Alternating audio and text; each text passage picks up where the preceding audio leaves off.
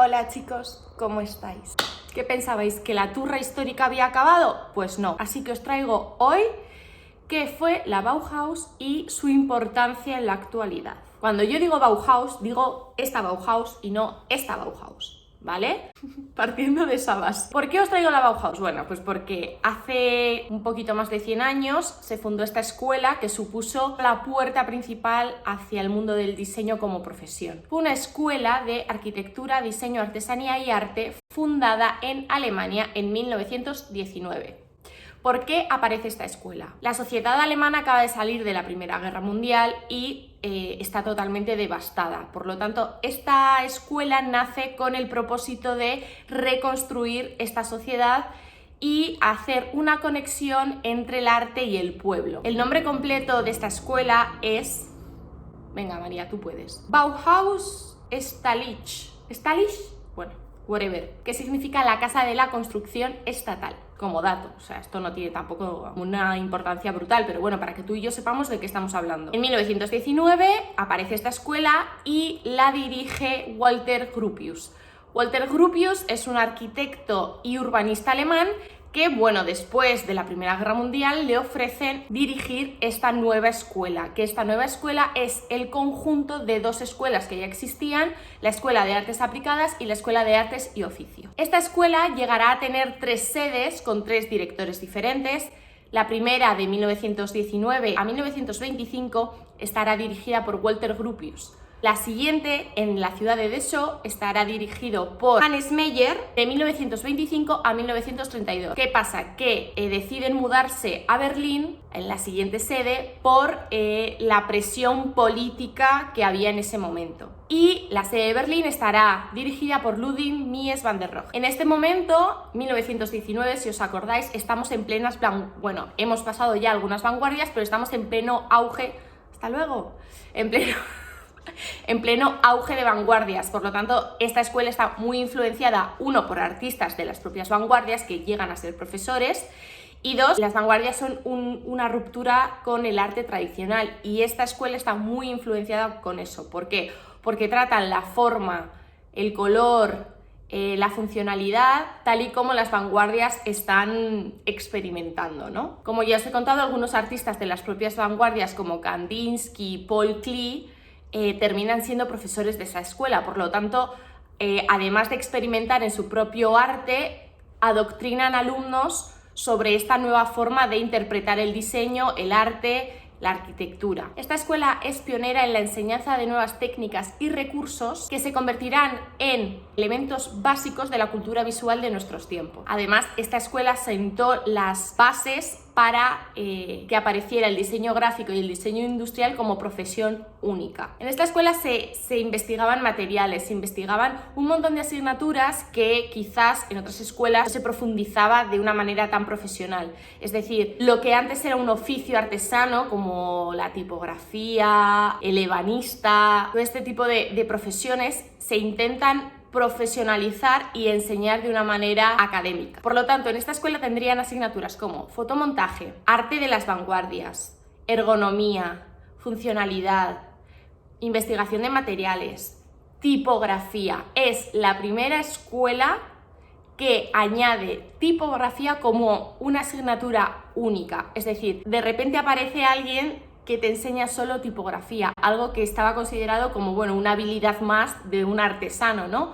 No, ellos separan la tipografía, crean una propia tipografía y le dan la importancia a la tipografía pues que se merece o que requiere. Estamos hablando de hace 100 años. Y como todos sabemos, la tipografía tiene muchos años de historia detrás, pero es la primera vez que se formaliza como una enseñanza. Como ya os he contado, crean su propia tipografía que está basada en formas geométricas, algo que estará muy influenciado en todos los trabajos de esta escuela, es decir, producto, arquitectura, tipografía, composición visual, es muy geométrica y muy pura en las formas. El plan educativo de esta escuela ofrecía como una educación integral, es decir, aparte de los conocimientos técnicos y formación artística, también había formación social y humana, algo que al mando político de ese momento no le hacía mucha gracia, y fue una de las cuestiones por las cuales esta escuela fue tan perseguida por los nazis. Algunas características de esta escuela fueron innovación en el pensamiento, olvidar los convencionalismos y la distinción clasista de la época y centrarnos en acercar el arte a la vida cotidiana. Por lo tanto, lo que buscaban era hacer un clic para que haya una reconciliación entre el pueblo y el arte. Llamaban arte, pero era un arte global, ya sea producto, diseño, fotografía, no eran como todas las artes. Que hubiera esa reconexión con el pueblo. La motivación de todo esto era reconstruir la sociedad alemana, entonces había mucha motivación por buscar una utopía, un nuevo mundo después de una guerra. Otra de las características más famosas es la forma sigue a la función. Esta definición la propone Louis Sullivan, que es un arquitecto y urbanista estadounidense de la Escuela de Chicago. Y la Bauhaus lo añade a su disciplina y lo convierte como en una de las características principales por las cuales van a llevar todos sus trabajos. ¿Qué significa esta característica? La forma sigue a la función. La utilidad siempre va a ser el factor fundamental para diseñar algo y no su atractivo visual, el ornamento, lo bonito que sea. Lo importante es su función y que el diseño consiga esa función. Al igual que buscan la honestidad en la función y en la forma, buscan la honestidad en los materiales. Como ya os he contado, investigan mucho sobre materiales y esta escuela es una pionera en añadir materiales que no se estaban utilizando en los muebles como plásticos, acero. Buscan los materiales verdaderos, es decir, buscan la honestidad del diseñador a la hora de mostrar los materiales. Dejan a la vista las vigas de sus edificios, es decir, buscan la esencia verdadera de los materiales. Y buscando la esencia de los materiales llegamos a otra característica, la denominan minimalismo. A mí la palabra minimalismo creo que ya está muy trallada y ya no se sabe bien qué es minimalismo y qué no, y se le llama minimalismo a ordenar tu casa, ¿sabes? Entonces, bueno, para que nos quede claro, es buscar la esencia, la naturaleza más primitiva de los objetos o de las creaciones. Entonces, en esta búsqueda lo que más usan son las formas más puras, como las líneas, formas geométricas simples, el uso de colores primarios, y por lo tanto es como que llegan a la naturaleza más, como a las bases del diseño, ¿no? Como centrarse en eso. Todo esto viene muy influenciado por el movimiento moderno y por el de esto. Esta escuela termina siendo cerrada en 1933 por las autoridades prusianas que estaban en manos de los nazis. ¿Por qué?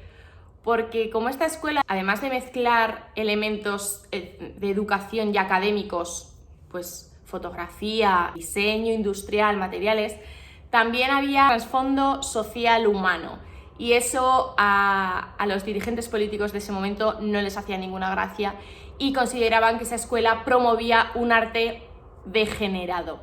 Entonces, bueno, cerraron la escuela y muchos de sus profesores huyeron a Estados Unidos por miedo a ser encerrados en campos de concentración. Bien, ahora os voy a poner una serie de muebles y de objetos que yo cuando empecé a estudiar todo esto me parecían brutales que estuvieran hechos hace 100 años, porque tú los ves y son totalmente actuales, ¿no? Así que bueno, vamos a ello para ver como las piezas más icónicas de esta escuela. El primero que tenemos es la silla Vasili, diseñada por Marcel Brauer. La siguiente es la cuna de Peter Keller. Obviamente aquí vemos la influencia brutal del pintor Piet Mondrian en el uso, pues eso, de las formas puras y los colores primarios. Otro objeto muy famoso fue el ajedrez diseñado por Joseph Hartwig.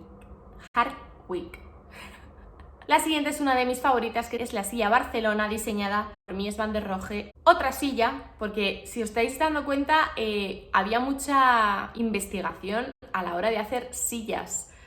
Porque bueno, al final era como investigar la ergonomía, la funcionalidad del cuerpo humano, cómo interactuamos entre nosotros. Entonces había mucha investigación a nivel de muebles, pero de sillas sobre todo. La siguiente silla se llama silla Erno, también de Mies van der Rohe. Además de sillas, hacían de todo. Hacían objetos de cocina, hacían grifos, hacían de todo.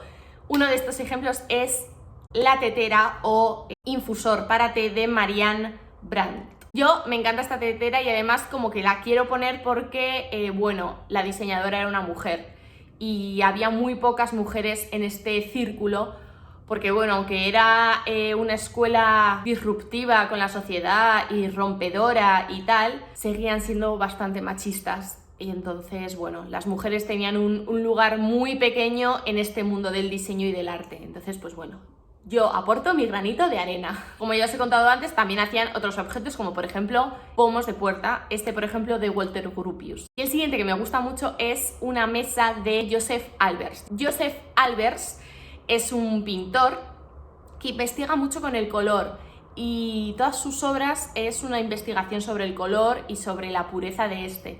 Entonces me gusta mucho este mobiliario porque aparte de la funcionalidad y que este diseño luego lo veremos a lo largo de la historia de muchas... Bueno, en realidad todos los diseños que os estoy enseñando luego se hacen 700.000 variaciones de esto y la podemos ver en un chiringuito de playa o en una oficina lujosa de Dubái. Por lo tanto, todas estas variaciones de estos objetos son utilizados hoy en día desde lo más cotidiano a lo más lujoso. Y esta mesa me gusta mucho porque, bueno, al final es una mesa que busca la esencia de los colores primarios y de la forma, pero que su funcionalidad me recuerda mucho al concepto que tiene IKEA, ¿no? Entonces, bueno, me parece como muy guay que esto se hiciera hace 100 años y que se pensase hace 100 años. Bueno, y estos han sido como algunos de los objetos más icónicos, hay un montón, hay un montón. Pero bueno, hay que tener en cuenta que esta escuela solo duró 14 años y la repercusión fue tan brutal y tan revolucionaria que a día de hoy seguimos influenciados por ellos. A nivel gráfico también dieron como su propio estilo y su propia forma de interpretar el diseño, como por ejemplo giraban las composiciones para darles ritmo y dinamismo, la utilización brutal de elementos geométricos, su propia tipografía. Y bueno, quería contaros que fue la Bauhaus porque solo en 14 años cambiaron el rumbo de mi sector y cambiaron el mundo de cómo se nos profesionaliza a los diseñadores y cómo pasamos de ser artesanos a tener unas enseñanzas más académicas, más profesionales, más dirigidas y cómo muchos ámbitos del diseño son estudiados. Y gracias a que ellos empiezan a estudiarlo, aparecen muchas más escuelas en Europa y gracias a esto el diseño poquito a poco va teniendo su espacio en el mundo laboral, en el mundo profesional y en la sociedad. Y ya está, chicos, es un vídeo bastante cortito, pero bueno, creo que es importante que tengamos claro de dónde venimos y cómo hemos llegado a donde estamos hoy y por qué tenemos los diseñadores un trocito en el mundo y un trocito en el mundo laboral, cuáles son nuestros inicios. Así que bueno, espero que os haya gustado y nos vemos en el siguiente vídeo. ¡Mua!